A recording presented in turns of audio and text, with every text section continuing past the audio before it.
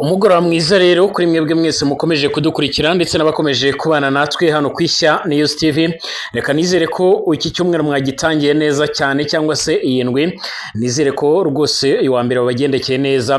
Turi mu masaha y'umugoroba rero by'umwihariko kuri uyu wa mbere ku itariki ya 25 kwezi n'ukwa munani umwaka wa 2025. Ikaze kuri mwebwe mwese mukomeje kudukurikira, ikaze kuri mwebwe mwese mukomeje kubana natwe. Gatanu kuri gatanu tugiye kurebera hamwe amakuru akomeje kugenda avugwa.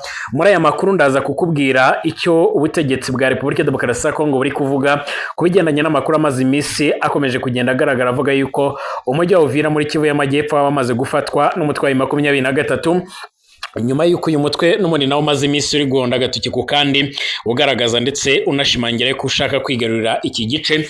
Uvira rero ni umujyi urimo ingabo nyinshi z'abarundi, ariko akaba ari n'umujyi wa kabiri mu mijyi ikomeye cyane no muri Kivu y'Amajyepfo.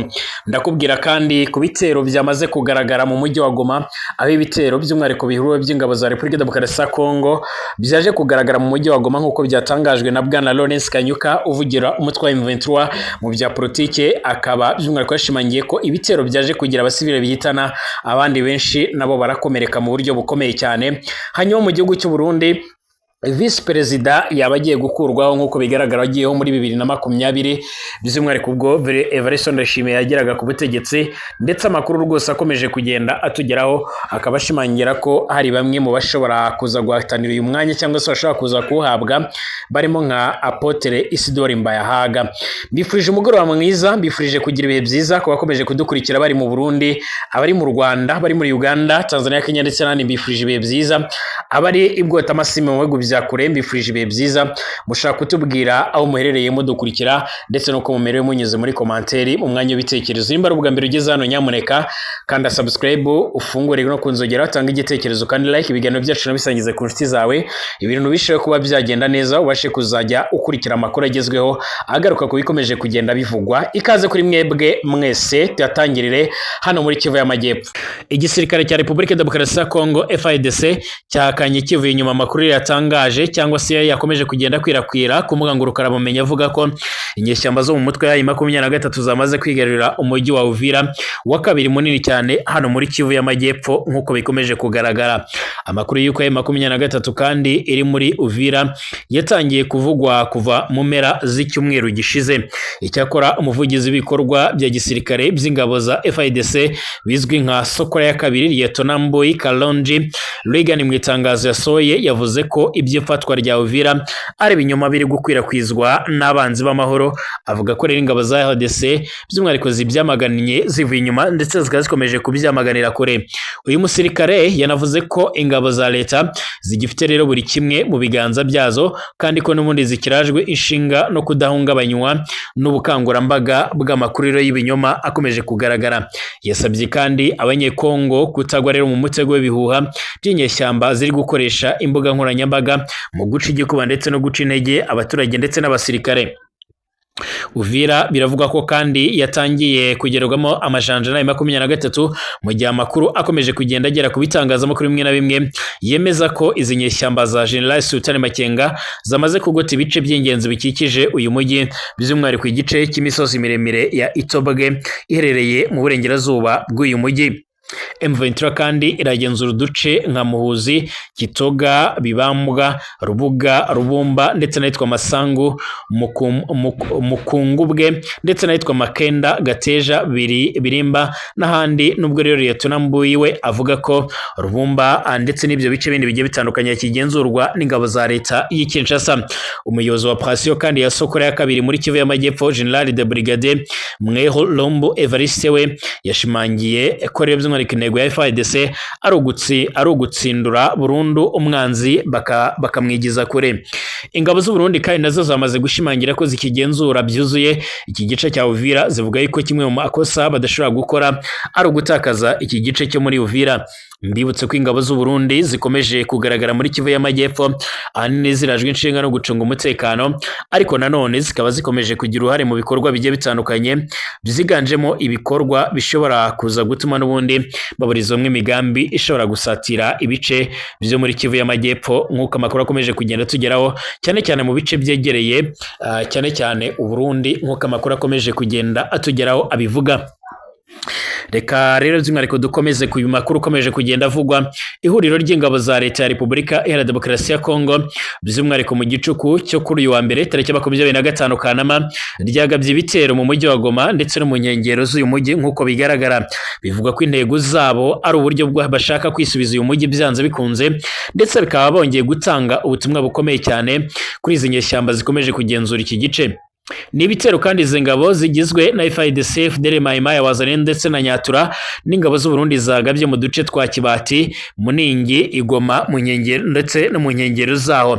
Umuvugizi w'umutwe wa AFC mu bya politike bwana Lawrence Kanyuka yatangaje ko icyo gitero cyiciwemo rero by'umwihariko abaturage n'abasivile 4, abandi 3 bakomereka mu buryo rero bukomeye cyane nk'uko bigaragara. Uyu mutwe wasabye imiryango mpuzamahanga iharanira uburenganzira bwa muntu gufata amakuru ndetse no kwamagana mu buryo bukomeye cyane ibyaha by'intambara ndetse n'ibyibasira inyoko muntu bikorwa mu buryo bwateguwe n'ubutegetsi budashoboye bwa leta ya Kinshasa ku baturage ba Kongo.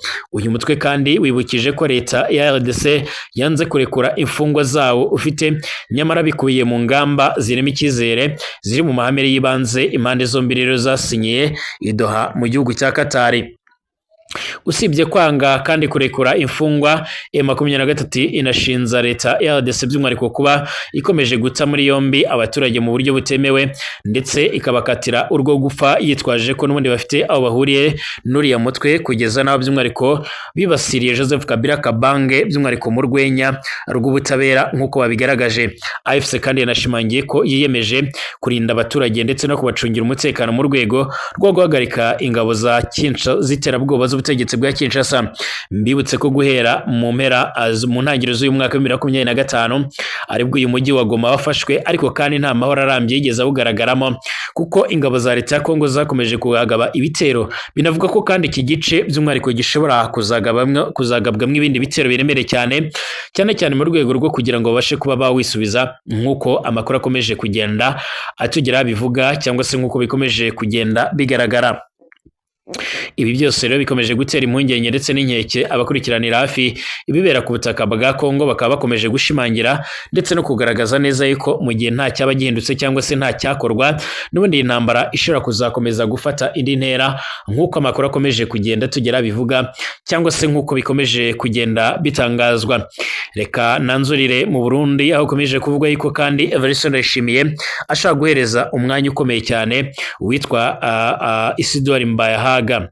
Amakuru aturuka mu gihugu cy'u Burundi aravuga ko Perezida Evariste Ndayishimiye ateganya gukuraho Vice Perezida w'iki gihugu Prosper Bazombaza akamusimbuza undi muntu ukomeye cyane. Bazombaza w'imyaka yarigwa muri 35 y'amavuko ni Vice Perezida w'u Burundi kuva mu mwaka wa 2020 ubwo Ndayishimiye yageraga ku butegetsi, gusa hagati ya 2014 na 2015 ubwo Burundi bwari buyobowe na Petero Nkurunziza nabwo rero yakoze ziriya nshingano. Amakuru avuga ko mu rero Ndayishimiye ari gutekereza kuba yakuramo ari kumusimbura wabazombaza harimo Colonel Leonidas Bandenza Maso bakunda rero kwita Kirenge ndetse na Apotre Isidore Mbayahaga, umwe mu ba apotre bakomeye cyane mu gihugu cy'u Burundi. Colonel Bandenza Maso yahoze kandi ari guverineri w'intara ya Bururi, mu gihe Mbayahaga rero asanzwe ari umuyobozi w'itorero Vision de Jesus Christ Church rikorera nga mu gisagara cya Bujumbura, yaherukaga kugirwa na Perezida Evariste Ndayishimiye umuyobozi wa sosiyete ya Onatura icukura Nyiramugengeri nk'uko bigaragara. Abo bombi kuri ubu kandi by'umwihariko bari guhatanira kuyobora imirenge by'umwihariko imitumba by'umwihariko nk'imwe rero mu nzira yatuma rero umwe muri abo aba ikegera cya Evariste Ndayishimiye. Amakuru avuga ko rero Bandenza Amaso ari guhatanira kuyobora umurenge wa Nyamiyaga wo muri komine ya Bururi, nawe rero Mbayahaga akaba ataniye kuyobora wa Gihinga ni mu yahoze ari ntara ya Mwaro nk'uko bigaragara.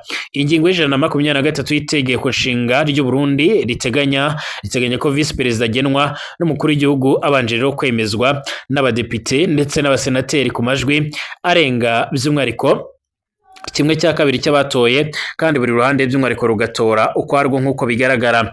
Ikomeza ivuga ko kandi visi perezida aturuka by'umwihariko mu batowe mu nzego z'igihugu kandi akaba afite gusa ubwenegihugu bw'u Burundi yavukanye muri iyo gahunda. Abenshi mu Burundi kandi bari kugendera by'umwihariko kuri ingingo bemeza ko Mbayahaga by'umwihariko ndetse n'Ubandenza amaso bari kwiyamamariza kuyobora imirenge kugira ngo binjire mu cyiciro cy'abatowe, inzira rizatuma umwe muri abangaba hinduka icyegera cya Perezida Evariste Ndayishimiye. Ingingo ya 24 kandi itegeko nshinga ry'u Burundi ku rundi ruhande iteganya ko perezida na visi perezida bagomba kuba rero baturuka mu bwoko butandukanye ndetse no mu mashyaka atandukanye. Ibi biha amahirwe rero bariya bagabo bombi mu gihe by'umwihariko baba bashoboye kuba abayobozi b'imirenge. Mbayahaga ushobora rero kuba icyegera cya Evariste Ndayishimiye mu Burundi azwi nk'uwo rero Perezida Evariste Ndayishimiye atuma by'umwihariko gutuka abantu mu cyimbo cyiwe.